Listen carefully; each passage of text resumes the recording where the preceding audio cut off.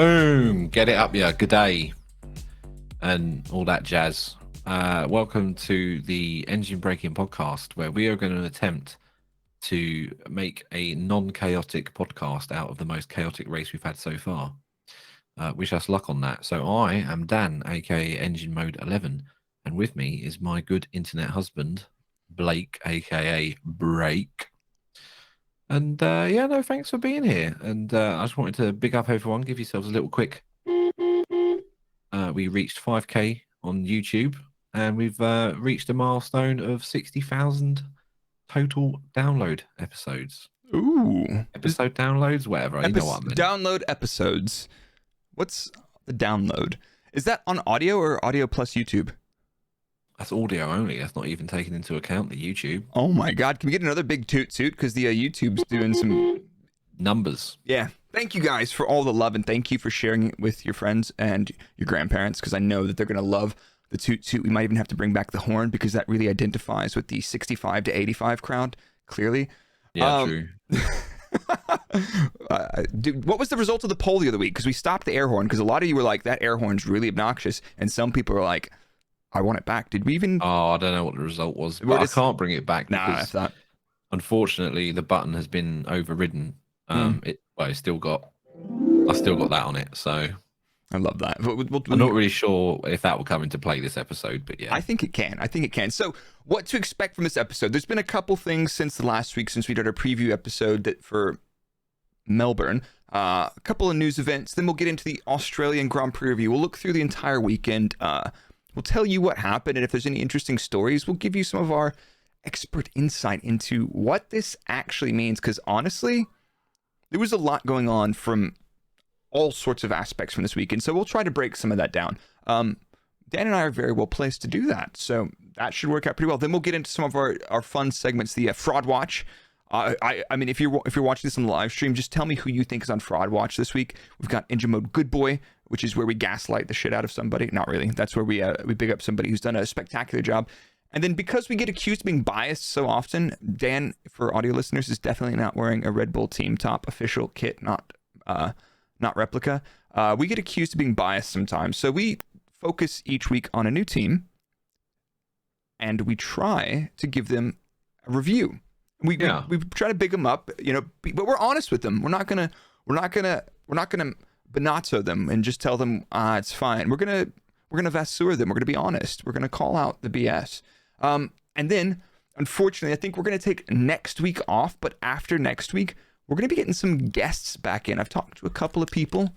We might get some of the people you've already seen in our show before. We might get some new people. So, if you're listening to this, leave us a comment section or tag us on Twitter in this post and let us know who you'd like to see on the podcast over the little break before we get to Well Done Baku. How's that sound? I tried to reach out to Paul DRS and he said no. Okay. I can call him if you want. Yeah. Okay. I'll call him. So what's up with the news? Talk to me. Oh, well, guess what? I can't guess. You know how last episode we slagged off sprint. Well, I don't know. Maybe I slagged them off. I don't know if you did sprint races. Yeah. They've decided to obviously listen to the podcast. So thank you, FIA. Big up. Yep. And all the teams have agreed now to change the format to Friday. You'll have P1 and qualifying for the race on Sunday. Okay. Saturday is going to have qualifying for the sprint race. Yep. And then the sprint race. And then Sunday is the race. Beautiful. What do you think about that? Because you're not a big fan of sprint races or the current format. No, I prefer the format they have suggested over the current weirdness. If they're going to have a sprint race, this sounds better, because you don't have... I personally don't like reverse grids, and I don't see the point of... Because the way the sprint format works now is you get one practice session, and then your car is basically in parc ferme as soon as you're out from qualifying. And then you get to do a FP3 session where you get to do some laps and be like, haha, this is nice. This is our car. We can't change anything, even if it's crap. What this will probably still be is Friday P1, then you go into the Grand Prix qualifying, and you will probably put your car into parc ferme. Then you can't change anything. But the problem with the existing sprint race format is the sprint race just kind of like, if you have any chaos in qualifying, everybody just gets back in pace order at the end of the sprint. Yes. Yeah, that was my issue with it. And this, you could have two completely different qualifying grids with the exact same car. You can have different qualifying conditions on Friday versus Saturday for the sprint or the Grand Prix. I think this is interesting. If they want to have sprints and they want to have something happening every day of the weekend that's decisive, Friday, Saturday, Sunday, this is the least worst thing that I've seen so far. And me not hating sprint races, I actually really like this, and I think it's great. Yep. Yeah, agreed. I'm on board. But would you okay now, would you say... Sorry, was that not controversial enough? No, it needed to be controversial. No, it's not that. That's fine, because that's how you feel, and I honestly, the only thing I care about is how you feel right now. I don't feel anything, Blake. Me neither. That's okay. I'm dead inside. Big toot. If you listen to this podcast on your commute to work, if you can do like a little quiet toot, or just roll down your window and ask the person next to the stoplight if they listen to the Engine Braking podcast, and tell them where they can find us, we'd really appreciate that. If anybody sends us a video of them doing that to a random stranger, respectfully and politely and without being a nuisance, ultimate gas for that. But yeah. But if you could have your way, would you get rid of sprint races altogether? Or do you... Probably. Yeah. But that's just because I'm an old angry man and I don't like change. That's true. But you know, all these kids with their TikToks and Instagrams and MySpaces, they want the sprint races. So yeah, I'd keep them. I like them. I don't think we need 6 of them, but I like changing it up. It keeps the engineers on their feet, and they don't get to get complacent, and they can't just rock up and spend all 3 practice sessions just like, oh my god, I'm just going to change the rear anti-roll bar a little bit. Oh my god, Max, how's the balance now? This is GP. No, I'm just kidding. Sorry, mate. Yeah, no, that's exactly how he sounded. Yeah. I don't think so. GP's a lot more calm than that. But what else do we got? So did you see that the Alfa Romeo this weekend looks slightly different? Did you notice anything? I did. Was it an upgrade or a downgrade? Depends who you're asking. If you're asking Stake's legal team, then it was probably a downgrade. Yeah. But Stake got removed off the Alfa Romeo. Their title sponsor. Yes, it got changed to Kick, which makes sense because, well, the way I understand it is that you can't advertise gambling in Australia. Yep. Which there's a beautiful irony to that, because Stake is headquartered in Australia, but they have can't remember, some Caribbean island gambling license, which is how they get around that. Yeah, so. Exactly. That's stay classy. But yeah, so their new sponsor is Kick, who is also very closely related to that company. And as in closely related, as in they're in the same fucking office. Yeah, exactly. But if you're wondering, if you're watching this live on Twitch, Kick is basically the exact same thing as Twitch, because they pretty much copied the source code and it looks very similar. And if they didn't, I'm surprised. They're just like, hey, can you just like make the exact same thing? And they did that. A lot of creators on Twitch are also looking to use that as well, because the ad revenue split is very favorable. And basically, Stake, the gambling company, are just like, right, we don't need to make any money off the site. We'll just pump money into it and let the streamers keep all of their ad revenue, which is interesting. And a lot of people are making a difference in that. But I don't have any interest in taking this off of Twitch or not streaming on Twitch. Not interested into it. But yeah, no, we're resigned ourselves to financial ruin. It doesn't matter what we earn or don't earn. Jeffrey Bezos, thank you, bro. In your weird dildo-shaped looking rocket. Should we get on to the race review? Tell me about the build-up. You want to know about the build-up? I'll give you about the build-up. Yeah, we might have to in another beautiful piece of irony here.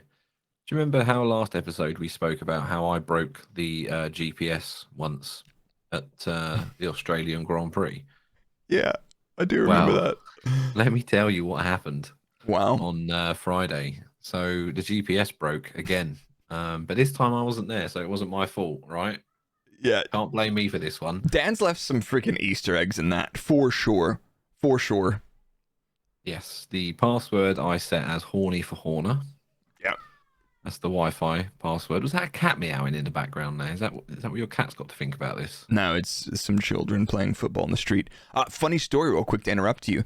I had some leftovers, some signed posters, and they were Max and Checo signed posters. And I knew they're always playing out in the yard, talking about, oh, I'm Sergio Perez, I'm overtaking you, like kids do. It's like, oh, do you guys want these cards? And like, oh, sure. I gave him the Max one. He's like, I'm a Hamilton fan. I was like, well, just take it. I went back in the house. Right. Unbelievable. Do you know which house he lives at? No, I couldn't say. We're going to do some lawnies. Yeah, exactly. What, mate? Pull up in the van, chuck it in reverse, and Hell yeah, brother. Hell yeah. So yeah, sorry, Anyway. I don't know how we've gone from causing terrorism in Blake Street, GPS issues on the Friday, which fucked everything basically. FIA back end infrastructure shit itself, which is the usual story, to be honest, from someone that's had to deal with that week in, week out. But having that kind of fucked everyone's FP1 and FP2, and it wrecked their programs, really. So you might be better versed to explain how detrimental that would have been not going through the programs. Yeah, well, it's interesting because you basically screw up free practice 1, and then FP2, they got like one run on the harder compound, which is just like a wake-up run at the beginning of P2. So P1's about finding the balance, getting the car right, identifying any issues. You'll do some refinements in your 2-hour break between P1 and P2. Then you rock up in P2 like, right, lads, we've got all those issues sorted. We've got the best setup on the car. We're going to run this tire, then the softer tire. Then we're going to throw some fuel in the car and understand the high fuel pace. They got none of that done. They basically got none of that. They did a couple laps on their harder of their 2 tires that they were going to run, and then went. A couple people had a look at the sk intermediates, and that was about it. Yeah. Do you reckon Stefan was seen leaving the FIA technical shack with a screwdriver in his hand? Maybe. It's like a way of enforcing his "we don't need free practice." Yeah, probably. He's like, I told you we don't need it. But like realistically, I heard a lot of people like, oh, it's really unsafe, the drivers. I'm like, if that's unsafe, then driving in the wet is unsafe and they shouldn't be allowed to race in the wet. And the FIA already don't want them to race in the wet because they don't even use the full wet tires, which is another contentious point. But so the teams were relatively uninformed about the weekend, but with a bit of understanding what the Melbourne race is like in this generation of car, it was going to be a straightforward one stop. And we'll talk about the... was it? Or was it? It was going to be. It was going to be, but those damn punk kids. So yeah, Sargent had some issues in P1. He didn't take part in free practice 2. And yeah, it was kind of apparent that he was lacking a bit of track time the rest of the weekend. But yes, yeah. the electrical issues apparently is the official term. Yeah, exactly. Somebody let the smoke out of the electrical port there on that car. Here was an interesting thing about Melbourne. We talked about this, and they had 4 DRS zones. So every DRS activation zone. So it says if your car is within this 1 second at this point, you can use DRS on this next straight. Well, at Melbourne, it's like if your car is within 1 second here, you can use DRS on the next 2 straights. And there was 2 instances of that. And a lot of people before the event were thinking, oh, that high-speed turn 9, that's really unsafe. It wasn't unsafe at all. It was actually just kind of boring to watch the Red Bulls fly past I was everyone. one of them. I didn't think it was unsafe. I just thought it'd be a repeat of last year where we said, oh, look, here you go. Here's 4 DRS zones, but we're going to end up taking one away for the bans.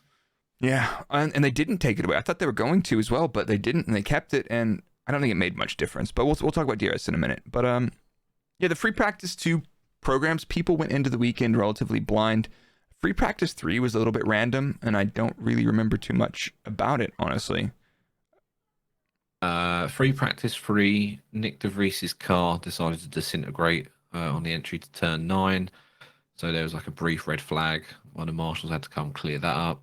Ooh. Lando had some issues with his car with a clutch issue.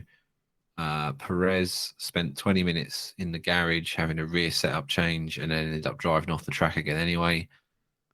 And Alpine looked pretty quick, finishing FP3 and P3 and P5. And I know you tell me this every week that FP3 doesn't mean shit. But listen, Alpine were my go-to this weekend for my random fandom. So I was hyping them up. Yeah, you were.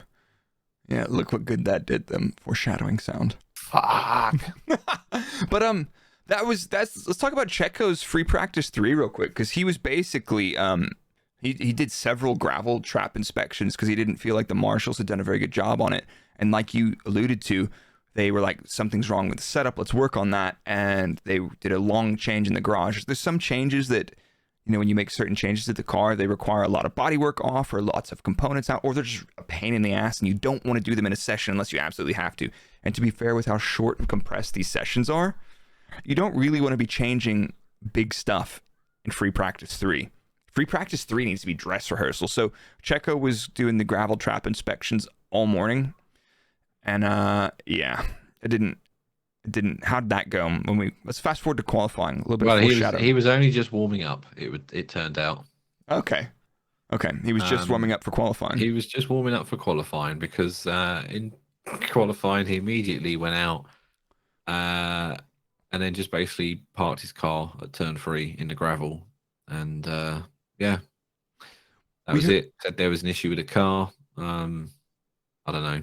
It was interesting because we've heard a couple different things. I've heard there was nothing wrong with the car and everything was fine, and he might have been over pushing or he wasn't over pushing.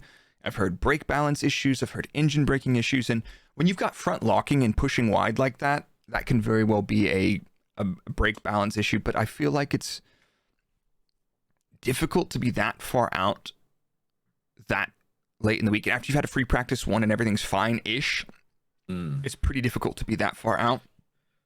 So, yeah, I mean, as something weird. As two engineers that have got multiple years experience in F1, it'd be highly unprofessional for us to speculate on our previous team, which is why I'm going to do it anyway and say that I'm going with diff issue for that one. Diffy? Yeah, I think he had a diff issue. Either a setting or something wasn't right on the diff and it just pushed him forward. Interesting. Understeered him into the twilight zone. Yeah, exactly. But here's an interesting thing. I saw somebody highlight a picture of pointing at the front wheels, and he's turned into the corner, and imagine the outside wheel is turned in a lot more than the inside wheel. And they're like, something's wrong with the suspension. That is incorrect. That is called Ackerman, specifically in that case, anti-Ackerman, which is very typical of a Formula One car. So I'll do a tech analysis of how Ackerman and anti-Ackerman work later, but that is not the thing. Somebody circled 21 episodes in, and that's the nerdiest I think you've got. Ackerman is great. It's lots of steering geometry stuff, and that's really fundamental to Formula One cars, but it doesn't work like you think it do, and it don't be that important either. So, well, there you go. There you go, listeners. That's your word of the day, Ackerman. Or anti-Ackerman, or negative Ackerman. Go drive to your place of work, tell your mates all about it. Tell your nan, tell your butcher. Anti-Ackerman beef, please. Yeah, mate. I'll have a Bofa martini. Did I tell you about that story? Before we get into the rest of qualifying, I tell you about that story. So the first time I met Tyre Marduk was at the Formula E race in London, right? And I was there with him. Aldas was there. Matt Amos was there. All great creators. YouTube, Formula One gaming, Formula One IRL stuff. Matt asked Tyre Marduk's like, "You want a drink?" And I was like, "Yeah, I'll have Matt, what do you want?" And Matt's like something like I'll have a D's Nuts lager. And Ben was like, "Yeah, cool." And then I was like, "I'll have a Bofa martini." And he goes back and he's just like smirks. He's like, "Huh?" And he just walks off, gets the drink. He comes back and he's like, "They didn't have a Bofa martini." And everybody just looks at him like, mate. So basically, by virtue of me being a jerk, I didn't get a free drink. Oh, I had to go back and order my drink, but the barmaid looked at him like, "I'm sorry, mate, what?" Got him. Yeah, so anyway. Got him. Tell me about qualifying. So, sorry, yeah, Perez went into the twilight zone. Yeah. Alpine, I'm mentioning Alpine because they did genuinely look quite quick on the Friday and Saturday. Yep. and everyone's been shitting on them. And I thought, no, just wait. But they sort of lost all the pace that they found. And Gasly qualified 9th, Ocon 11th. In the post-qualifying chat, apparently they were fueled for multiple laps. And we're trying to prep the tyres for multiple laps. Now, we've seen this a few times on some different teams and how they do it. But it didn't really work out for them this time. But somebody else did this as well. You spotted this. A lot. Well, so if we want to talk about tire preparation, a lot of teams, so the soft tires, people were having struggles to warm them up. And a lot of people had very different approaches to that. And that's one of those things when you lose out on all that running in free practice 2, you're kind of behind the curve. In free practice 1, you're just going out fast, slow, fast. You're pushing for multiple laps, just getting a feel for the car. But in terms of getting the optimum amount of grip out of the tire, there's a very specific set of conditions that you need the tire to be in. You don't want to overheat the surface too much. That means you don't want to slide it or spin up the wheels. You want to put a lot of stress into the tires. And the only way to do that for some teams this weekend was not to just do an out lap. They would do an out lap, a relatively fast slow lap, something like 10, 15 seconds off the pace, pushing in a straight line, going quite quickly, and then a push lap. Some teams did 2 slow laps before their push lap. So Verstappen was a single relatively fast build lap into a push lap. Russell and the Mercedes guys were doing 2 build laps into a push lap. Alonso the exact same. And Sainz was doing something like 2 very, very slow laps into a push lap. And then Leclerc was only doing 1 lap. And if we look at the competitiveness of everybody in qualifying, that was a really interesting thing because Ferrari fell way off relative to their normal qualifying pace. Alfa Romeo, McLaren, and Alpine as well. So I attribute that entirely to Alpine and those teams struggling with tire preparation. I do not think Australia was indicative. But what do you think? We saw Aston and Mercedes. Mercedes up there and Alonso just behind them. Yeah, I was... I'll say it. I was surprised to see the Mercedes in 2 and 3. Yeah, I was as well. And if I had to guess, looking at this in terms of the pace offsets to normal, and then looking specifically through Max's lap, we didn't have a Checo lap to compare because if I did, I'd see a little bit more information about how that car was performing. But I think Max left a bit on the table. It looked to me like Lewis and George got most out of their laps. I think the Aston performed normally. I think the Mercedes took advantage of everybody else struggling out with a little bit with tire preparations, and I think they did pretty well out of it to close the gap. It'll be interesting when we get to Baku, which is a completely different type of circuit, to see if anybody's made any gains. But yeah, well, they got 4 weeks to come up with some upgrades as well if they want. Yeah, exactly. But qualifying was I enjoyed this qualifying session because I couldn't see what was going to happen, and it was also kind of muddied by the fact that teams were doing build laps, which is completely indicative of poor warm-up, which begs to ask the question, could we have done with softer compounds this weekend? Oh, wow. A lot of the teams were whinging about tyres this weekend.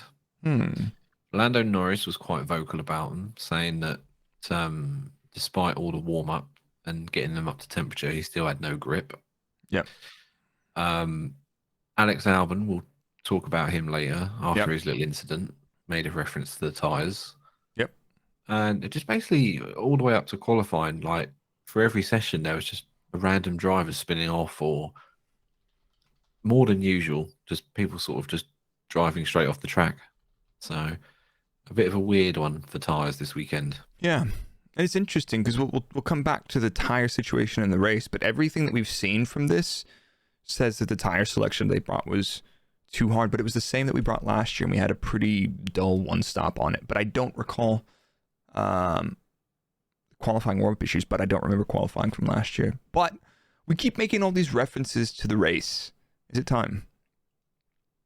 Yeah, because all this chat about Pirellis, I'm getting tired. You P0. Are you a little P0, mate? That joke. When I think of P0, I just think of P nowhere. I don't know that's why. me. That's my street name. Oh, yeah, it is.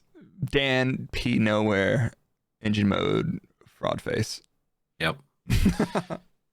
Let's talk about it. Let's talk about the race. What the race? I mean, I was personally like thinking Max and Lewis front row. I'm like, we're gonna see some ding dong. We're gonna see some ping pong Formula One championship. So talk us through it. Did you think we were going to have some classic 2021 action? Yeah, just mate, check out this. This is my rear tire, or here's my front corner and your rear corner. Good night. Who knows? Who knows? Let's talk about it. Well, there wasn't really much to talk about because Verstappen didn't really have a great getaway. He got mugged off by George in the beginning. And then I think by turn 3, Hamilton went past him. Yeah, he even was accused of he pushed me off. But that was solid. That was a solid move. Yeah. So this has got nothing to do with me wearing my Red Bull shirt this evening and disgusting Red Bull bias. But I wonder if this may have been a big brain move by Max to be sensible and just say, you know what? If they want to overtake me, let them overtake me. Because in 5 laps time, I'm going to fucking wreck them anyway. But like, it looked like he struggled on the restarts a little bit, which was interesting. It's just like, and maybe this was an extension of the low grip, but at the same time, I expect Mercedes, from what we've seen in the past, of them to struggle with warm up the same or more. Typically more. Warm up has been a W13, W14. Yes, isn't it? but no, I think maybe that could be attributed to the setup compromises they used to have to make with the 13. I don't think they have to do so much with the 14. Fair enough. Look at me sounding like I know what I'm talking about. All right, mate. I've played so much F1 2022. I'm an expert. Oh, I think that's going to be, if anybody's tuning in and you haven't checked either Engine Mode 11 or Breakout on Twitch, we will be doing some F1 22 streams and maybe the most fraudulent co-op mode career that you've ever seen. I think it's going to be amazing. So, but yeah, so race start, Max struggling a little bit. Checo starting all the way from the back as well. What else happened on the race start then? Did Checo not start from the pit lane because he changed his ES and control electronics, which is a penalty, I believe, because he already used 2. So I think he took his 3rd set and did a pit lane. Ooh. Could be wrong. He did pit lane start it though. So yeah. Checo was kind of anonymous through the first bit of the race, which takes us what else happened on the race start? Tifosi. Tifosi. Mamma mia. Sad spaghetti bolognese noises. Yeah. Charles Leclerc. I get moaned at in the comments for how I say it. So if I just say it every way, it don't matter. Chuck. Poor old Chuck.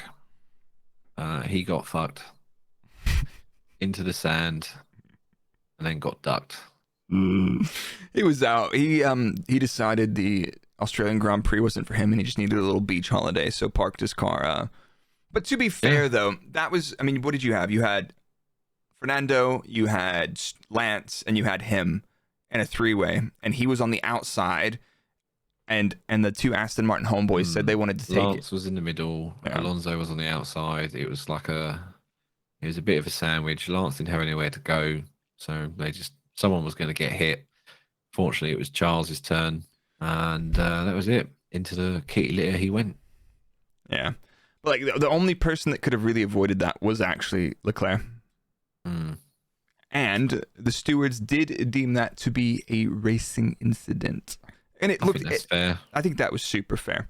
Like, it's just one of those things that happened, and he probably could have backed out, and he was the one that lost out as a result of it. So, potato kind of thing. And I just want to shout out sorry, I've forgotten his name. There's a guy on Twitter that flew all the way from Buenos Aires to Melbourne. He was a massive Charles fan, and got to watch him crash out on lap 1 at turn 3. So. Mate, at least pick yourself up, mate. That's a villain origin story right there. Yeah, exactly. And you're gonna find him outside of the Canadian embassy soon, thinking, "Oh no." Yeah, and he's not gonna be chugging a bottle of maple syrup either. No, that'd be me. Yeah, exactly. Right. So you alluded to this earlier, and we're gonna talk about this race as the race of 3 red flags. And our first red flag tonight, brought to you by... Oh, fuck. I didn't... Well, I was going to come up with some catchy sponsor, but oh no, we do have a sponsor. The Red Hey, Flags the podcast. first red flag, the first red, well, yeah, the first red flag could be sponsored by NordVPN. Good day. Well, why don't we Yeah. let's go ahead and do that. Hello, it's me again. Just to tell you that we are continuing our deal with NordVPN to give you an exclusive offer. You can get it by going to nordvpn.com/engine to get a huge discount off your NordVPN plan and 4 additional months for free. It's completely risk-free with Nord's 30-day money-back guarantee. They have a super simple app that you can use on your phone, your tablet, your PC. And it's something that I've used myself for years, and I've been completely happy with it the entire time. And it's just in time to get around that potential geographical restrictions for F1 TV. Obviously, I can't say you should do that because that's probably illegal, but you know. So yeah, go to nordvpn.com/engine so me and Blake can feed our families. Thank you. There's only one problem with that. We've got 3 red flags and only one sponsor. So we're fucked for the other 2 red flags. Yeah, exactly. That's all right. However, for this NordVPN sponsored red flag, we give you Alex Albon spinning off on lap 7. Really weird crash. You just watched a replay of it. He just lost it. Yeah. And I think no one was more confused than Alex himself. Afterwards, he said basically he lost the car, but he was going through the corner slower than he did in the previous lap. He attributes it to going wide on the corner before and reckons the tyre temperature spiked, lost grip, and just lost it when he went into that corner. Fucking weird, man. Weird crash. And yet again, another glowing endorsement for Pirelli rubber. It could have been any number of things, though. But what we're going to do is we're going to come back and talk about all of the red flag situations in a minute, because we had three, and we'll talk about all of them in a minute, and should they have been red flags or not, but we'll kind of roll through the race and then come back and touch on those, because I feel like there's a whole segment regarding red flags that we should get into. But so we restart the race on lap 10, and you watched it again this morning. You couldn't see it either. De Vries gets shadow realmed. This whole fucking race, right? I clearly, didn't wake up on time to watch it live, because why would I? So I watched it in the evening and still couldn't really fucking make heads or tails of it. So I watched it again today, and then I noticed today on that restart, I don't know who, but someone drives into the back of Nick de Vries and his car just gets launched into the air. But they never mentioned who did it. So I've got no fucking clue who did it. And you don't get a decent enough camera angle to see it. Well, it was like, carry on. So the race is kind of, I don't know. It was just, chat is shouting Logan Sargent at me. Sorry, so maybe it was him. But I thought he took him out at the very end. He took out Yuki at the end. Oh, did he? Yeah. Oh, okay. So he basically managed to fucking hit. Who knows? Anyway, Nick de Vries got his flights back to Faenza. So yeah, weird. But let's talk about this, because this is, if you haven't seen the clip on board from Lewis Hamilton going through basically turn 8, the long straight windy bit through the catch fences up until the fast left-hander of 9, and then the fast right-hander of 10, that little high-speed chicane. You see, I swear to God, I was like, that looks like Lewis is on an outlap. Max flies past him, absolutely freaking flies past him like a rocket ship. I looked at the telemetry from that. He's got a 20-kilometer closing speed on him. It's that, which is pretty nuts. By the exit of turn 9, he's already found a second to Lewis. Then he finds a second from turn 11 to the end of the lap as well. I know they kept the DRS in 9-10, and my initial reaction is, oh, that's way too easy. That's super contrived. But then you look back through the field, and there was it was just a bunch of cars racing, a couple seconds gap, and they were able to hold gaps. But we didn't. It's not like we saw a load of cars in pace order randomly being able to overtake each other. So the first reaction I had was that's super contrived and that's like the DRS is overpowered and all this other stuff. And I went back and I was like, well, the DRS just lets cars out of pace order overtake, more or less. So was it just a crap race? See, this could be a spicy take, but Go on. I'm inclined to agree with you. If you remove the drama of the red flags and the restarts, I don't think there was actually a lot fucking interesting in that race. I mean, we saw a couple of spicy battles, but other than that, was it that exciting? Well, I'm not sure it was. I mean, here's my take of the Melbourne Grand Prix. It was basically a couple race starts and then a painfully dull zero stop hard tire sprint race. That was the Melbourne Grand Prix. And it's not I love the place and I like the track. The tires looked too hard. They could, they could literally have zero stopped that race on a hard tire, which is what teams basically were doing. The only reason they wouldn't do that is because they have a mandatory stop, and you can do that at some places fine. The first red flag, I think George stuck hards on to try and go with that strategy of doing 50 laps on them. Yeah, well, that's an interesting one because that red flag that came out, George, it was originally a safety car. Sorry. Yeah. It was originally a safety car. He boxes for a cheap stop, and he's like, right, mate. All right, governor, can you tell me what George would have said on that instance? Unfortunately, I can't because my son messed with all my settings. I could press the button, but I have no fucking clue what's going to happen. So, blimey. I'm going to stop for a cheap pit stop. All right, Toto?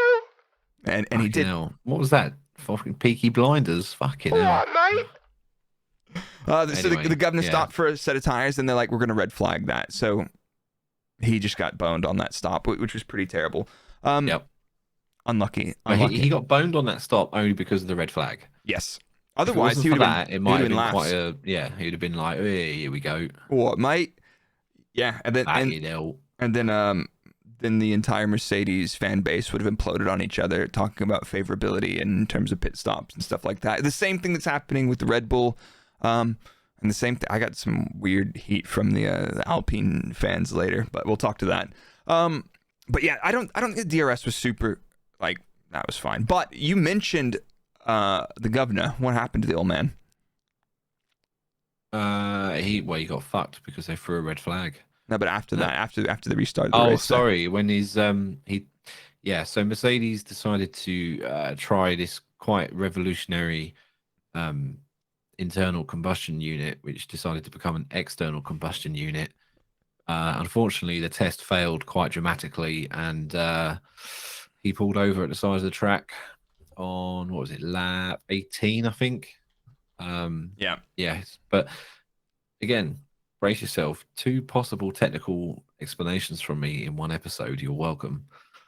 I believe that was a turbo failure because the PU was still running at the end of it, and that looked like oil fire to me. So I think the seals might have went on the turbo. Blimey. Yeah, definitely could have been that. I can't think of what that is, and I don't really like engines or aerodynamics at all. I just like to harness their power. But it's not. We don't see just like guns, beer, and meat. Exactly. Cats.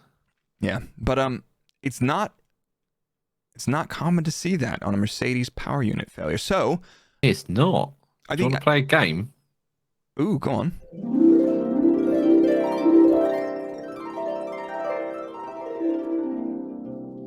When's the last time we saw a Mercedes on fire? I have not a clue. I don't actually know. I believe it's Malaysia 2016. Remember when Lewis famously pulled off? I think. Ooh, I don't remember that. That was the last time we had a Mercedes on fire. I was at that race. I don't remember anything. Someone in the chat saying yesterday, yes, very clever, well done. Yep, it was yesterday. 2018 Austria, mayhaps? Was that I thought that was a non-fiery failure. I thought that was just like a sensor went and they had to pull off to the side. I've got to retire it, mate. Yeah. But it's not anyway, it's not every day we see that. So the good news is potentially if that was just a turbo fire, Probably turbo replacement and possibly MGUH. But if everything else is fine, the internal combustion unit's probably all right, brother. Do you want to play another game show? Yeah, go on. I can't. Well, I'll do the theme tune anyway, but it's not the theme tune. Okay.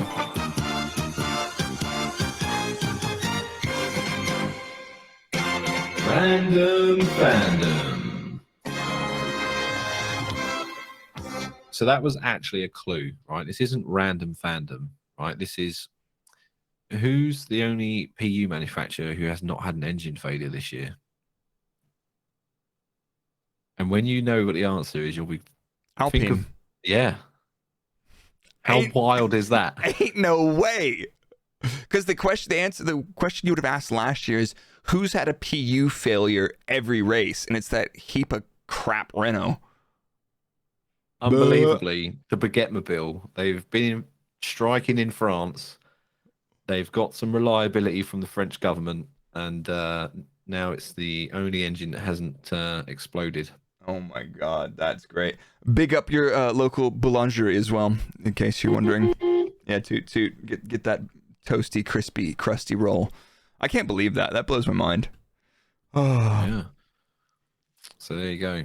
And that was pretty much fucking it, really, for the race until, I mean, nothing really happened after that. Well, until like way back in the race. Well, what about lap 47? Checo had done the gravel for the weekend, so Max decided to do the grass at turn 13. He did, yeah. And see, again, similar sort of issue to Checo. He just sort of turned the wheel and nothing happened. He just it's the cheating went car. Off. Yeah, it's the cheat car. But it's the diff settings. I'm telling you, it was actually after that because when I watched the race, I just miss GP. Sometimes nobody tell him that because he thinks I hate him probably. But I listened to GP and the driver talk on multi-viewer, which is great. And if you're over here, you can use NordVPN /engine. NordVPN can let you get F1 TV Pro, and you could. But every weekend I fly home and I take my whole setup to Texas. That's why it looks like I'm in the same place when I'm live streaming the race. Watch alongs over on my stream. But GP was, as soon as that happened, GP made some suggestions on the brake balance, which is an interesting compromise that you can do with the super advanced brake balance, brake-by-wire management systems that you have on the Formula 1 car to basically not change. So you can basically have optimum brake balance when you smash the pedal in a straight line, and then change the brake balance as you're turning into the corner to help rotate or stop those tedious front locks or just deal with shit tires. But that's that. And then let's take us to, we don't have a sponsor for red flag number 2. Does anybody, I think Lucas Blakely, famous esports driver, would like to sponsor this next red flag. Lap 53, Kevin Magnussen hits the wall quite catastrophically. Talk us through it. Does hit the wall, but why does he hit the wall, Blake? This is where we have to get our not monocle. What's Sherlock Holmes got? A magnifying glass. Magnifying glass. Why do I not know what a fucking magnifying glass is? Jesus fucking Christ! Because you're a fucking bot. Australian time zone is fucking me up, man. Oh, I love it. I love it. Sorry, yeah. So why did he hit the wall though? Was it the chicken or the egg? Was it, Dan? Did the tire blow before he hit the wall? Ooh. Or after? Dun, dun, dun, dun, dun. We don't have a sound effect for that, but no, but I enjoyed that. Thank you. Leo White says meatball merchant came back. God, the meatball merchant. He's Danish. Been eating those cheap, nasty meatballs from the corner shop that I've had. Yeah. So here's the theory, and I've not been able to verify this, and probably no one else has or ever will. And if they do, they won't mention it. Why would that be? We're going to put this one down in the F1 2023 conspiracies list. The fraud files. The fraud files. Oh, yeah, we should get a sound for that next time. Holy shit. Write that down. Write that down. Hold on, I got a post-it note. Okay, keep talking. The fraud files. The fraud files. We'll get Michael to do another one. Yeah. Magnussen had been taking that corner wide all weekend, apparently. He was the only one that was being super aggressive on that curb. And word on the street from people who are actually physically there watching, apparently his tyre went before he hit the wall. I've not seen any camera footage to verify that. Yeah, interesting. I mean, that wouldn't be crazy. It could have been Debris. Have you heard of Debris before?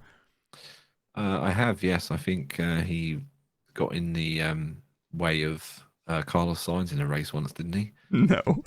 Debris is what Pirelli throws out every time there's a catastrophic tire failure. Like, that was definitely Debris, whatever Debris is. Deborah Yeah. from accounting. Yeah, She's been exactly. on track. All right, love. You've been throwing Tic Tacs on the ground again? Mm-hmm. How dare you? Yeah, but anyway, Tic Tacs are a mint. I think you mean tax. thumbtacks. Just thumbtacks, yeah, not Yeah, Tic go on. Tacs. Deborah from accounts isn't going around spreading mints over the track. Mints, like beef mints? Oh yeah, maybe. Oh, Big up maybe- your local butcher. But so either way, Magnussen hits the wall on the exit of 2 very, very hard. It's a big hit. Oh, shit. Sorry. And Press the wrong button. and it's such a big hit. It sends the tire off and it rips a huge chunk of the wheel rim and sends it over the catch fences, and it ends up cutting some guy's arm. I like the Formula One wheel rims. I do believe are forged aluminium. I don't think they're forged magnesium. I think they're aluminum. Yeah, no, I believe they're Ali. Yeah, and so is a big piece of the wheel rim, like jagged as all hell, yeeted over the fence and cut some dude's arm. There's a picture of one of the guys with it, and his arm's like bleeding. So Yeah. that's absolutely terrifying, and that's not the usual failure method of those things. But like, how are you supposed to account for the fact that this wheel rim? Well, He's good. motorsport is dangerous. Yeah. You can't, plan for every eventuality, sadly. Hmm. But yeah, no, luckily he was fine considering, because if you see the piece he's got, it's like the length of his forearm. That's a huge piece, yeah. Yeah, and like if that hits you in the head, you're gonna have a bad day. Yeah, you might not have any days after that, so relatively it could be the worst day. Yeah. But he's been all over Australian news telling his story. And listen, pal, if I was you, I'd be doing exactly the same. I'd be demanding a fucking race seat by now if I got hit by a piece of F1 car. Yeah, So exactly. chase that bag, my friend. Good luck to you. Yeah, I think Alpine can sort you out after this weekend. But so we basically said something like lap 7 red flag. We've said lap 53 red flag. We've got lap 57, which is a race restart, because they've got to check the barriers. They've got to clean up a lot of stuff off the track. There's metal. There's parts of the wheel rim still on the track. And it's lap 57. They go for a standing start again. Yep. And there's a little bit of a kerfuffle about Max Verstappen's grid position. And I watched the video. So he pulls into his grid stop. He's a little bit long. And it's like he lets his hand off the clutch and slips and grabs the clutch quickly. And he rolls even further forward. And there's some photos circulating that show him out of the grid box. But from the right angle, you can see that he was on the white line, which is legal. And I had other people mentioning, well, there's this yellow line. If you look, it extends laterally out of the box so the driver can see it. That is merely a reference. There's nothing official about that line. That line is just for the driver to, look over the headrest. If you see me, is up to, your ears, and you can look over and kind of see this like yellow line by your tire. And you're like, yeah, I'm about in the right spot, mate. This is after they made the boxes wider and wider and wider, but it wasn't about the width, Dan. It was about the length this weekend. And Yeah, it's not about the width, my friend. It was about the length. And he was well within his box. I say well within. I mean, his tyre was literally on the white line, but that counts. It has to be over the white line. Yeah. And we go for another standing start. Try to capture this scenario. What happened in this restart, dude? Tell me about it, please. Well, oh my God, right. So this is the part where just basically, this is what I had to watch twice for, because of the amount of fucking chaos that happened. Right. So we have Max's grid positioning. We've dealt with that. We've gone racing. Hooray. Sainz ends up spinning into Alonso because Gasly locks up and I think puts them off. Gasly has a little excursion. He comes back onto the track, doesn't really look to his right, and just drifts straight into Ocon. The Florida man invades the personal space of Nick de Vries and ends up punting them off at the end. And then just for shits and gigs, because the race director gets paid by how many red flags he throws, he thinks, fuck it, let's throw another red flag. And we end up with red flag number 3. But to be fair, there were 2 completely stationary Alpines missing front wings, nose, and maybe a corner each. Those were in bad shape, and we had cars in the gravel trap at turn 1. That we'll come back to the red flags in total, but that was it. And we're going to break down all the red flags and discuss those in a second. So after that shit fight happens again, you have Sainz is handed a 5-second penalty. And we'll talk about that in a second. And then you have the race order is reset to the race order of that standing start. But there's only 1 lap left, which is the formation lap, or the out lap from that restart. So the safety car drives everybody around the track. They've got back into the order they were at the previous start, obviously missing a couple cars that happened to not be able to take part in that restart. And they take the checkered flag. I mean, how many, was it 8 DNFs and 3 red flags? And yeah, I think 3 red flags is a record for Formula One. It was confirmed, yes, a new world record. Lovely. So, yeah.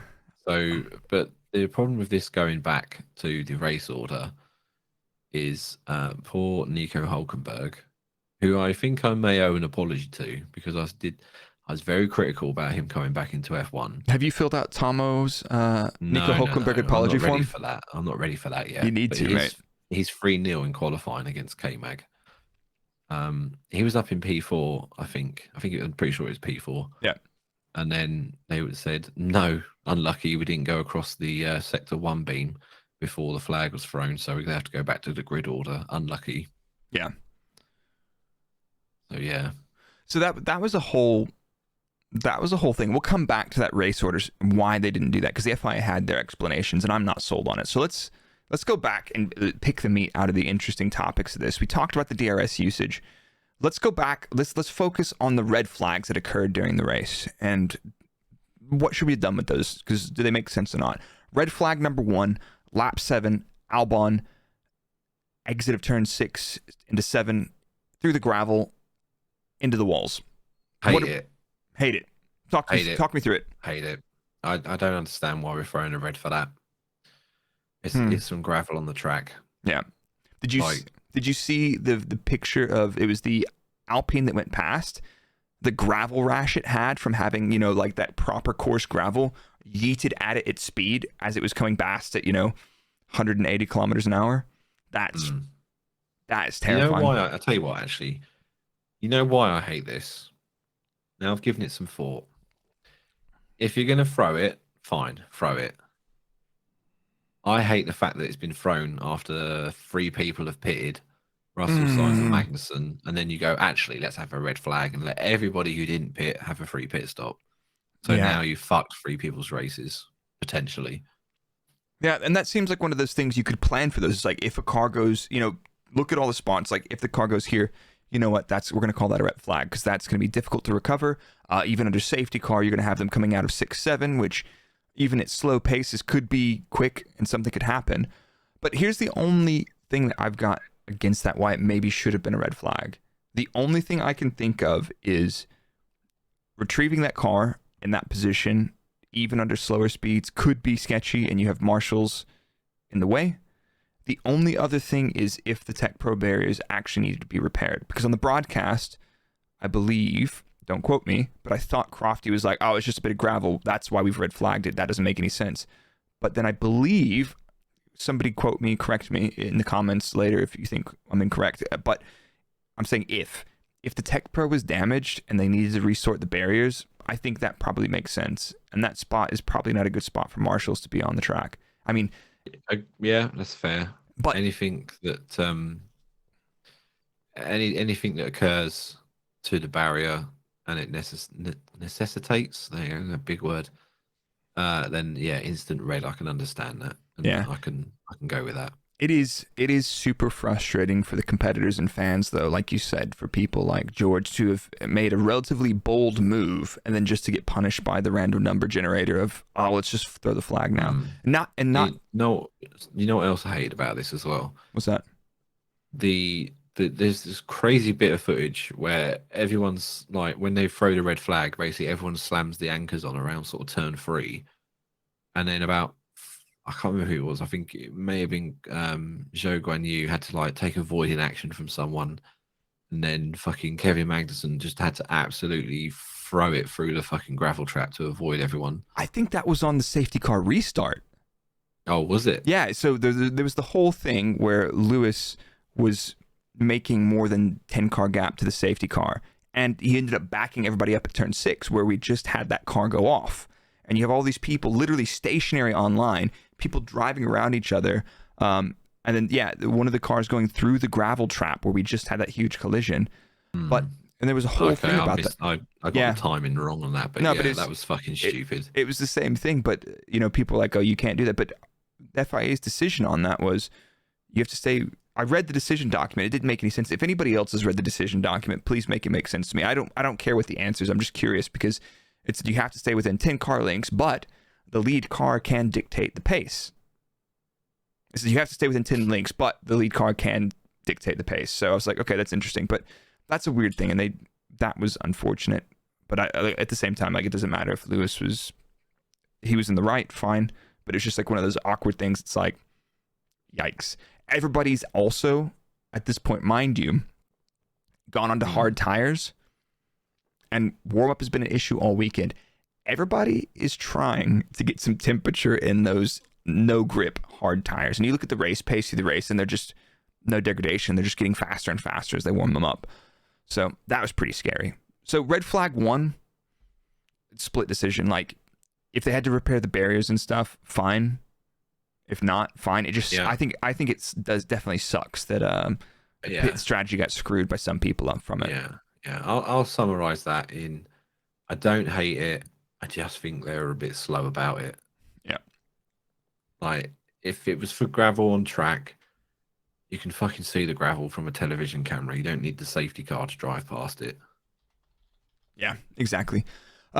Red flag 2, lap 53. This is the Magnussen red flag, wasn't it? Oh, you may have to go back a bit because you dropped out for like 30 seconds for me then. Hello, I'm back. So, lap 53, red flag number 2, Magnussen. What are your thoughts on this? That looks like a red flag to me, like a genuine one. Yes, I'm down with that. Purely because the amount of rim and tire carcass on track, and there's no easy way to get onto that part of the track to remove it. So yeah, that makes sense to me. You need marshals on the track there. There's no way around that. Right. Red flag number 3. So let's focus on the red flag first. The red flag, 2 cars in the barrier, several cars in the gravel trap. It's a red flag. It's a red flag every day of the week. So let's just say that's a red flag. But here's the point that we really want to talk about. What should they do in that situation with the race? That's call it. Just fucking end it, mate. It's one lap. Either decide, fuck it, you're just gonna end it under a safety car. Yeah. Or so that you can end it. So you get the laps in, but at the same time, they couldn't really go around another lap because there was so much stuff online outside of the corner and stuff like that. Fine. Yeah. End it. It's one lap. Who gives a shit? Yeah, that was so stupid. It's like they go through this whole thing, clean up the track, get all the Alpines, bring both of them in, get the cars out of the gravel trap, bring everybody into the pit lane, have a whole shit fight, tell Sainz he's got a 5-second penalty, reset the order completely, which some people didn't agree with. HAAS even protested, and then drive around behind the safety car for an outlap to take the checkered flag. Wow. What the actual... But you could have... all part of the we don't want to end a race under a safety car bullshit or whatever it is, isn't it? Yeah, but like that at that point, that doesn't make any sense. Like, I agree. No, but to me, right, that makes sense when it was the second red flag on like lap 53 or whatever for Magnussen. You can say, okay, look, let's have 5 extra laps of racing. Fine. I can understand that. One single lap or whatever it is, what's the fucking point? Just call it. Exactly, should have called it. So let's change gears a little bit. We've talked about the red flags. Let's talk about race restarts, because we got a lot of them this weekend, right? We got a lot of different race restarts. We had the first start. We had 3 red flags. How do you feel, first of all, about the current red flag rules and what you can do in the pit lane? Talk me through it. So, Tyre changes, isn't that? Yeah. I understand why they're there. Yep. And I know why they're there, and they're there to protect Pirelli in case the red flag has been thrown because of a tyre failure. And I don't know if they want to officially say that's the reason. Maybe they do officially say that's the reason. But if you work in F1, you know that's the reason why that exists. That's bold. And Blake's not going to confirm or deny in case he ever gets a job back in F1. But I'm never going back to F1, so I can fucking say it. I don't give a shit.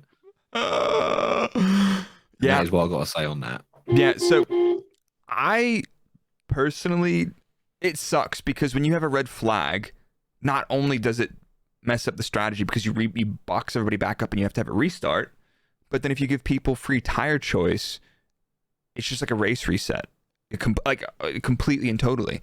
Now there's another factor. You can repair damage to your car in the pit lane under a red flag condition. So let's say you have a complete howler and there's something bad happens on track and they need 30 minutes.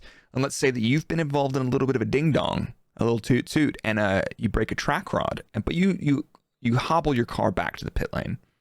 We've seen Budapest, Max changed the track rod on the grid after he slid off into the Bazas. So what do you think about that? Should you be allowed to change fix damage? This is a weird one again, because it's very easy to say no. If you've damaged your car, you've damaged your car. But then again, working in F1 and knowing what the fucking teams are like, they would absolutely try and send out a car that was right on the line of being safe or not. And then if, I don't know, a wing plate or whatever flew off because they weren't allowed to repair it or whatever, like, then it'd be like, oh, well, why didn't you let us fix it? So, you know, it's... Yeah, but either way, it's shitty. Like, you know what I mean? It's dodgy either way. I think it was I saw Jamie Price, our photographer buddy, who's awesome, by the way. He's not a fan of all, but he's his suggestion, or somebody in his replies, I think it was him. He said, if you change damage, if you repair damage to your car, just go to the back on red flag. Yeah, that's. But it's one of those. Yeah. It's one of those things. That means every. Okay, so say you're at the front of the queue to get out of the pit lane. You've changed something. You have to get back to the back of the grid for your standing start, which means you have to fuck around on the radio to all the teams to say car number 1 or whatever needs to drop back to the back of the fucking pack. But they did that under the reorder of the grid on the final red flag as well. Because the cars come in different order, and they're like, right, we're going to reset the order now. And you saw the trolleys moving. You even saw there was one part in the video, Fernando Alonso's carrying his own tire trolley. What a G! What an absolute G! But all right, well, if there's an easy way of doing it, then yeah. I guess that's the only concern really. But yeah, right. Rolling restart or standing restart? For a red flag, standing. Yeah. I love standing. Like, race starts give me goosebumps. Rolling restarts give me unhappy pee-pee. Rolling for safety car is kind of the way I've always pictured it. Rolling for a safety car, standing for a red flag. Yeah, I get that. I'm down with that. Shout out to all the teams, by the way, for having fucking clutch packs that managed to do 4 standing starts in the end. Yeah, love that. Are we going to see? They're all getting fucking replaced. Yeah, exactly. New clutch baskets. Let's go. So there's a problem. Let's move forward to the Sainz penalty decision. And this was probably the most harsh 5-second penalty we've ever seen in Formula One history. Carlos Sainz gets a 5-second penalty for colliding with Flonzo. The Spanish Civil War almost started. It drops him So- from P4 to P12. Right. Here's the thing. I'm still undecided on whether this penalty is fair or not. But thinking about it today, a 5-second penalty is the least amount of time they can add. The only reason it seems so harsh is because it was right at the start of the race or whenever, and it threw him back so far. If it was like any other part of the race, 5 seconds isn't the Yeah. end of the world.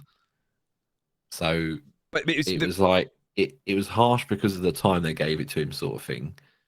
But in terms of a penalty, other than not giving him a penalty, that was the most lenient they could be. yeah, exactly. It's like you could say there's no penalty or there's a penalty, but the reason this was so bad is because it was after so lap 57, there's the collision, then they do a restart.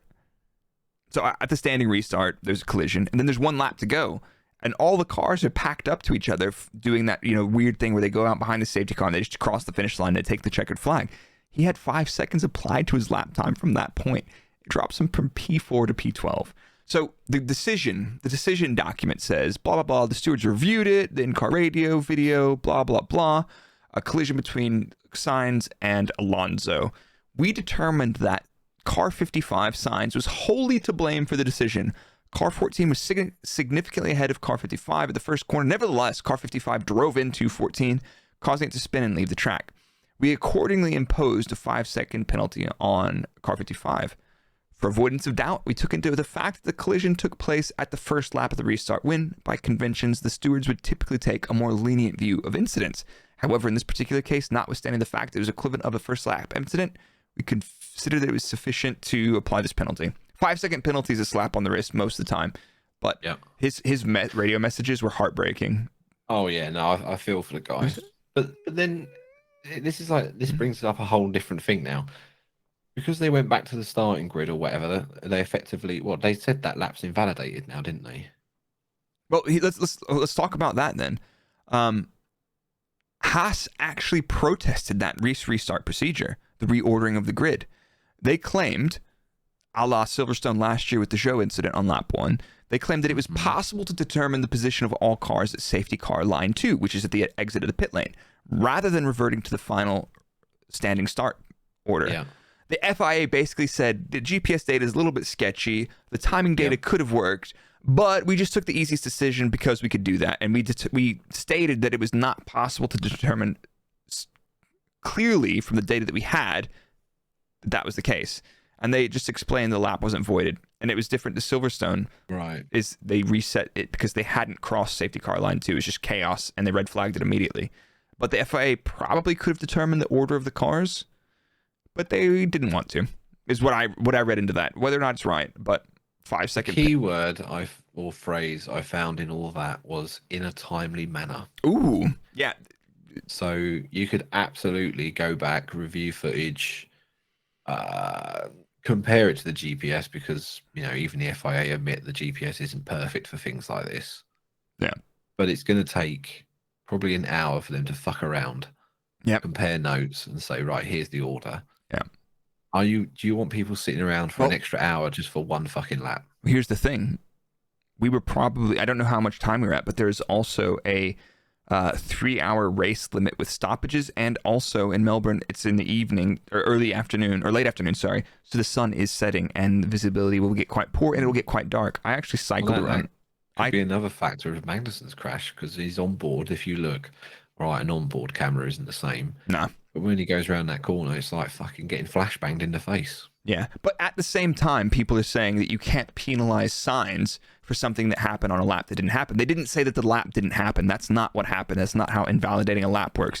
They basically said they couldn't determine the position of the cars after that, so they're rolling back to the last known state. It's not like they said it didn't happen. Sainz definitely punted Alonso, and it was his fault completely.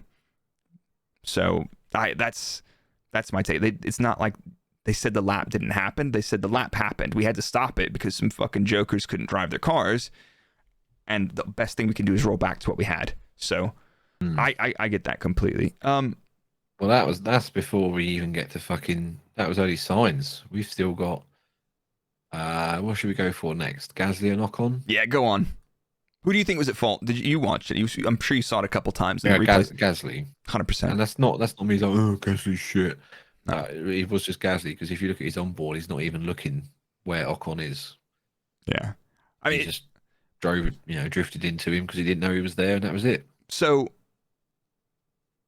you said it was 100% Gasly. I feel like that's 100% Gasly. Like he's gone off on a fucking off-track excursion. He's come back on the track and just fully sent it across the track. It's not like it's a race restart. And it's not a dig at him. I'm just saying these things happen.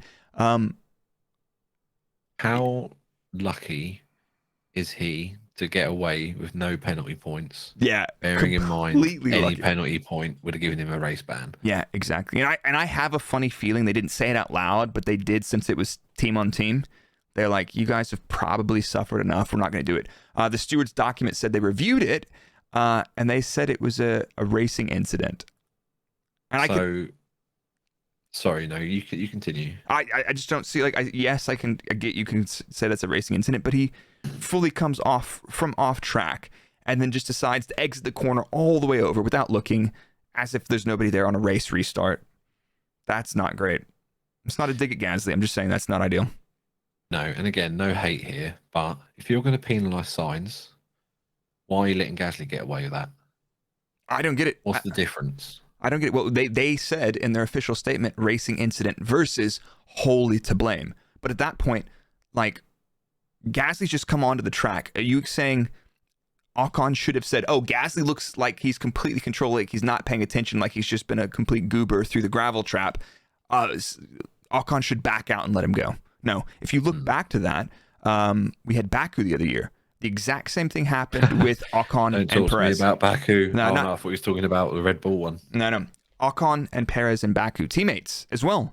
Ocon closed the door on Perez into the wall at the exit of 3, I think it was, or one of the many 90-degree corners. And yeah, I think that should have been a Gasly thing, but fuck it. Speaking of penalties, guess who else didn't get a penalty for anything? Florida man? Yeah, Florida man. We talked about this at the beginning. He completely inspected Yuki Tsunoda's gearbox at the race.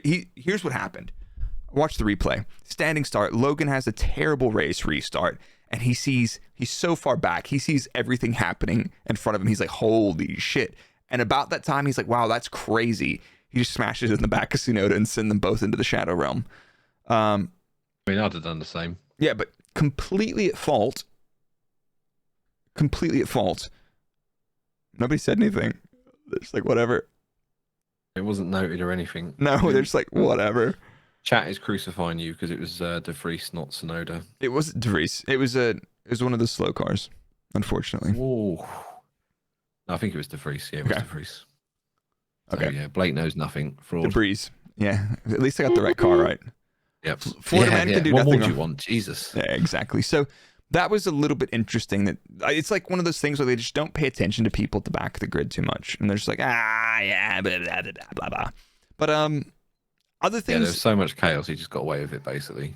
We didn't even really talk about the race results at all. Podium. I think it's because they're still trying to figure out the results, aren't Yeah, they? no, we had Verstappen, we had Hamilton second, and we had another Alonso on the podium. But Perez from all the way at the back, and has he's got some interesting overtakes, and that's really it. Like we don't see him. He finishes P5 in the end. Question? Sergio Perez P5. So it was one of those things. It was just like, could he have done any better than that? I'm not sure. Hi. We interrupt this program to bring you Madeline, who's come to show us her face paint. That's fantastic. What's that? Hello? There you go. Hello. There you go. Oh, dude. So yeah, sorry. We can edit that out. No, yeah. it's fine. We could leave it. That's adorable. Tell her it looks fantastic when you see her again. But Well, she knows. She knows. That's why she was like, let me show you jokers this. You nerds talking about Formula 1. But Yeah, Perez kind of had a good recovery drive. I was thinking he could get top 5, but it wasn't as easy to get through everything as we said. So No, it was just chaotic, really, wasn't it? I suppose. Yeah. He wasn't happy with the car, so yeah. Other things that happened at the end of the race. Did you see that on the podium? You know, like when the drivers go to the podium, their teams all the way around, like, "Way!" Lewis rocks yeah, up. I know where this is going. Lewis rocks up, and it's just his comms or PR person standing there, and he's like, "Where is?" He literally is on the camera. And he's like, "Where is everybody?" And they're like, "Bruh, that's awkward." I think Sainz had that the other year where nobody showed up for the podium for him. But it's like one of those things people try to read into all sorts of fucked up stuff. And this is like, maybe something happened. Maybe they all had to be like, everybody had to pack up and be on a flight and nobody was there. I have no idea, but that's super weird. It was an odd one. That's super weird because, like, yeah, they're already on the plane home because the race took so long. Exactly. We had somebody else summit at the end of the race, and it wasn't a driver or a team. It was the Australian Grand Prix Corporation. Oh, yes, summoned. yes. Sorry, yeah. Of course. How could I forget about this? On the footage, there's final lap. There are fans standing on the grass on the side of the track. Yeah. What the fuck, man? That's insane. Crazy. That's insane. That's so insane. So, also at the end of the in lap, Hulkenberg stops on the track on turn 2. There's lights on top of the roll hoop. They're like purple, green, or when they're red and flashing, that means the car is in a electrically unsafe state. And if you touch it, you risk grounding out and getting an ERS pack through your ass, and that will result in heart failure or other very terrible things. It will literally vaporize you. Yeah. The amount of fucking current that is stored in those things, you do not fuck around with them. No, it's so stupid. But so that car, which was in Kerr's State Echo, I believe is the state for bad. Yeah, bad.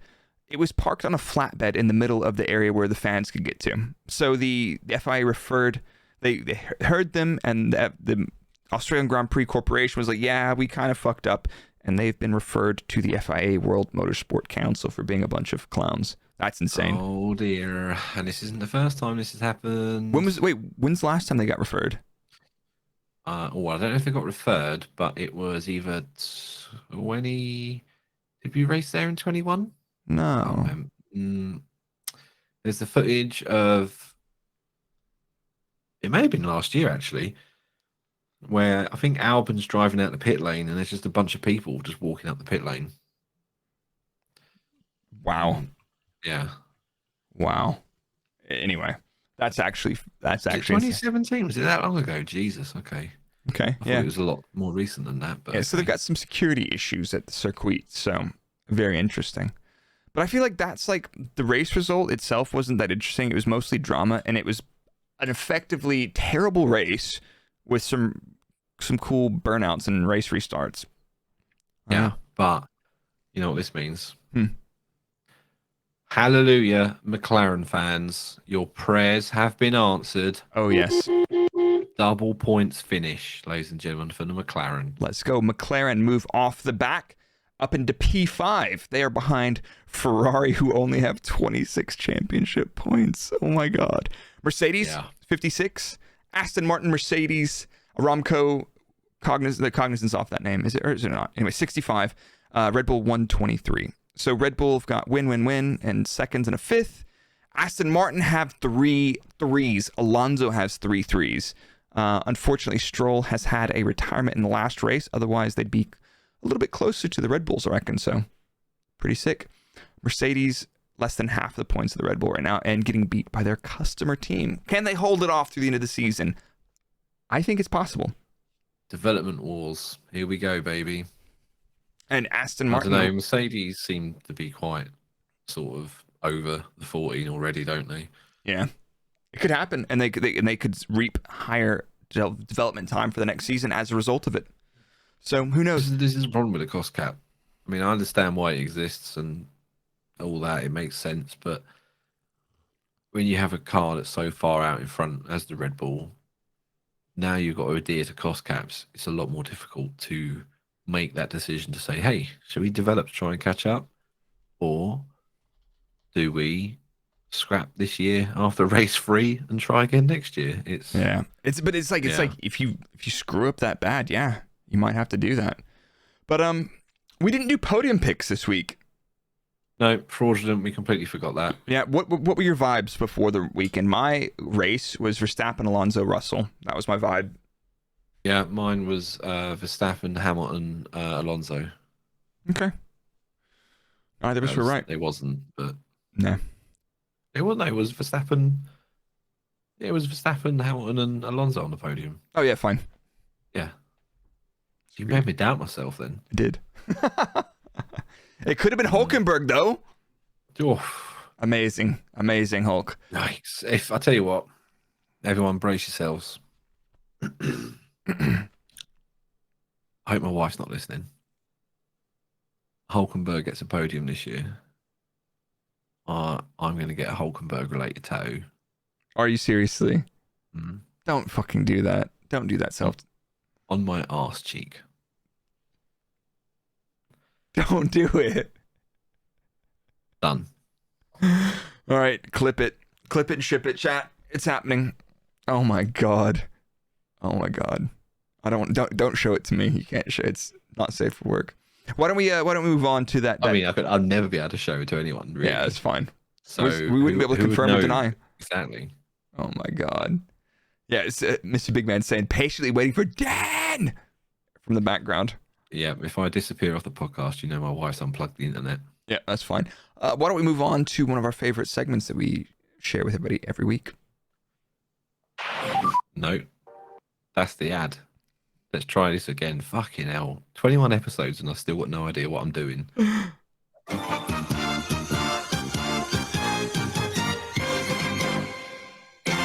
Fandom. Oh, yeah. This is the part of the show where we select at random a team to represent for the weekend. Obviously, trying to beat the horrible, disgusting Red Bull bias that we've been accused of because they paid our mortgages for several years.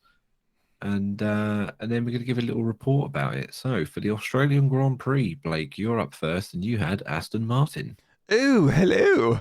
Yeah, Aston Martin's report card this weekend looks very good. They finished the Grand Prix in P3 and P4. Alonso held Hamilton's wheel the entire main part of the race, he was within DRS a lot, trying to force a mistake. Didn't have the pace for the master. Stroll dropped a little back from Perez, but he did manage to take advantage of the chaos when he was there. The Aston Martin's qualifying pace, as we know from the performance, was not going to be up to this week, and we knew the inefficient, slow and straight line car with the 3-4 DRS zones wasn't going to be great. But yeah, Alonso with his third podium in a row. Aston Martin in second in the World Constructors Championships, ahead of Mercedes. I feel like they did a very good job, with the exception of getting super, super lucky. I think Aston Martin did a solid weekend. I'll give them an A+. Wow. That is top marks, top draw for that one. I had Alpine. So I'm sorry. No, it's fine. It's fine. There's positives to take away from this, right? Okay. They looked pretty quick on Friday. Good pace. Saturday, the qualifying preparation sort of stuffed them a little bit. It weren't great. It's tires, wasn't it? We see that. Yeah. But however, they had a pretty good race, right? In terms of both cars into points. I think by the time of the last restart, the restart before everything destroyed itself, they were Gasly in 5th, Ocon in 10th. So, not bad. Good. All right. Yeah, all right. Good pace. Unfortunately, though, this is sadly where it went a little bit tits up with the incident. It is an incident. Le incident, as it's now referred to in France. Obviously, double DNF, bit of a disaster, sadly. And probably more importantly, it's allowed McLaren to jump past them for 5th in the World Championship Constructors. 5th is the 4th loser, though, isn't it? Yeah, I mean, if let's say in a hypothetical scenario, they didn't smash into each other and Gasly finished fifth and Ocon 10th, Sainz magically still gets his penalty, then it would have only put him 7 points behind Ferrari for fourth. Oh my god. So Oh my god. what could have been, but Oh. I'll give them. I think I'll have to give them a C because it's like Yeah. average. You know, promising signs, but they basically just need to not crash into each other. Cool. Why don't we do... Here you go. Listen, Okay. I just remembered this. Someone on Twitter asked this question, and I thought it was spicy, and I had to ask it. Oh. Who gets a podium first this year, Alpine or Ferrari? God, dude, don't do that to me. It's gonna be Ferrari, bro. You think? Yeah. Fine. Fuck you. I'm going Alpine. Oh yeah, for the vibes. Yeah. All right. I thought that was a beautiful question. Not bad. And so we can content farm. Yeah, Let me know what exactly. you think in the comments or whatever it is the fucking kids say these days. I don't fucking know. Like and subscribe, hit the bell, whatever. If Pick you're up your local butcher, shout out your nan. exactly. Well, if we're on the live stream and if any of the mods can do a poll, who will get the podium first, Alpine or Ferrari? We'll tell you the results. What all nearly 300 of you in the live stream right now think about that. But I think it's time for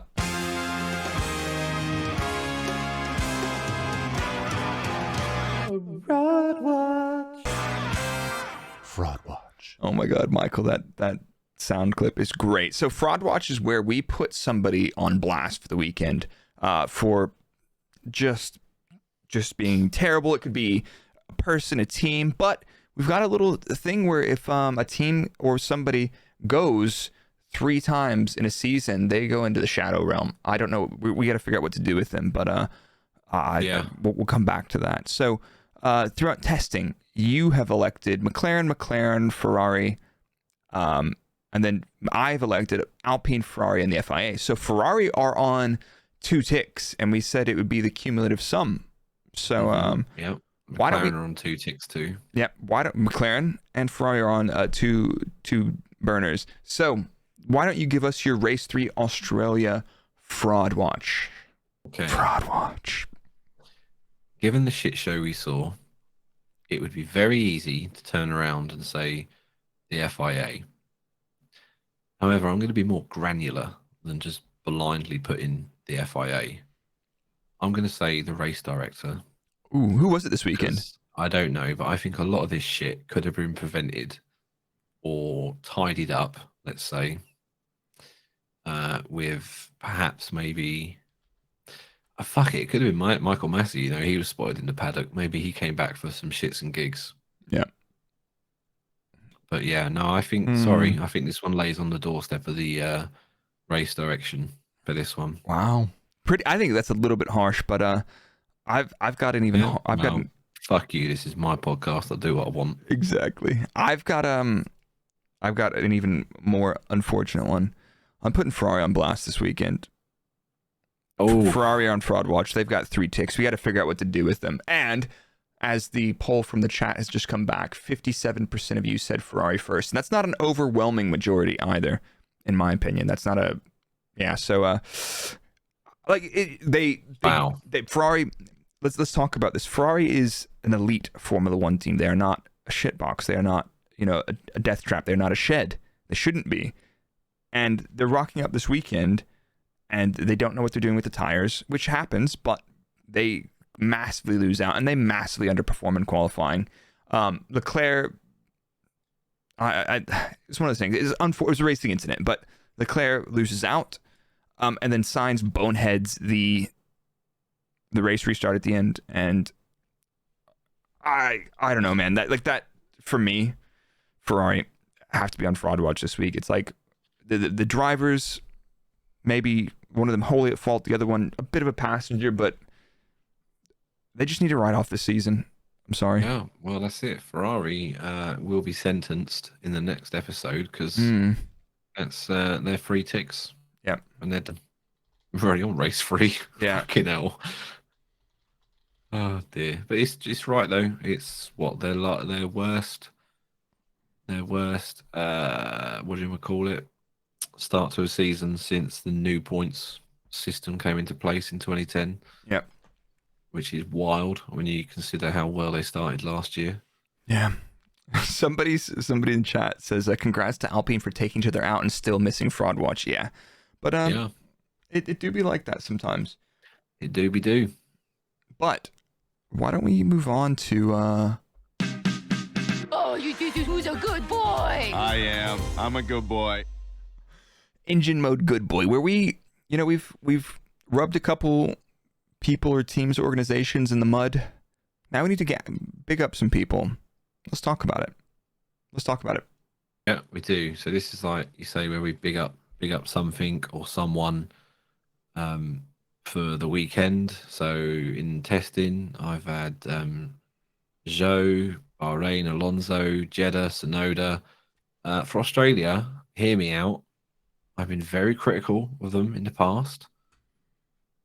However, I think it's only fair that I should celebrate their success as well as their downfall. So I'm giving it to McLaren. Wow. Double points finish, catapulted them to 5th in the standings. Yeah.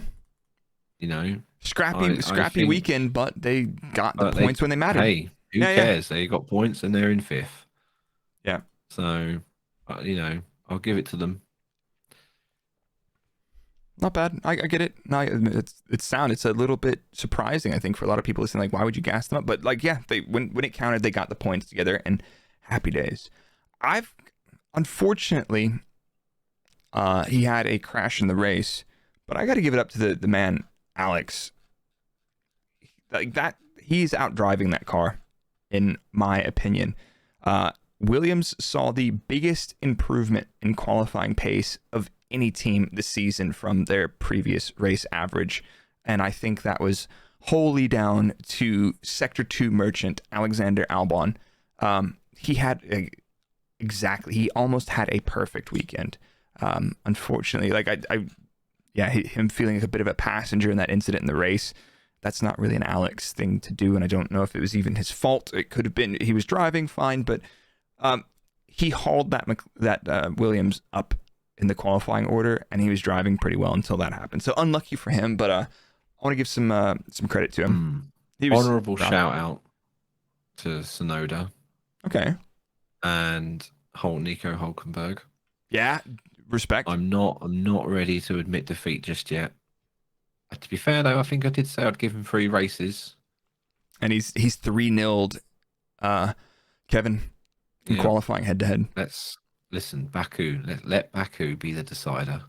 Well done, Baku. And then I will grovelly post an apology that I was wrong about Nico being mid and washed. You just have to fill out Tomo F1's form on the YouTubes, isn't it? No, I will do it in my own special way, like I always do. Okay. All right. So I think that's us, isn't it, for the day? Yeah. Chaotic race. Yeah. With a chaotic podcast to sign off with a flourish. Yeah. So we're gonna take a break next week. It's a bank holiday. Monday, I need a break. I want to come back. We'll get a guest. We're gonna do a Baku preview we should do a cool show for the Baku preview because I feel like there's been some absolute fucking bangers in Baku history. Some ghosts, some gremlins, and we'll do the Red Bull PTSD therapy session. Therapy session, with the I Survived the Baku Debrief 2018 or whatever it was. T-shirts in. Love that. But guys, don't worry, we're gonna be back. We'll be back soon. All this stuff will be live on YouTube and all your audio platforms tomorrow. If you haven't, tell a friend that likes Formula One about our podcast, so they can see how crap we are and how terrible this podcast is. If you're watching this, if you're listening to this on Spotify, Apple Music, MySpace, whatever else you do, or you're watching this video on YouTube, you should stop by the live stream sometime. Or Dan and I will both be live streaming on Twitch, probably some games, some F1 Manager. We're going to play some Euro Truck Simulator and smash some beers. We might even play some more Tarkov, and we will be back soon. Thank you guys for all the love and support. Thanks for hanging out, and don't worry, we're coming back. So, Big up your local butcher. Big up your nan. And fuck off.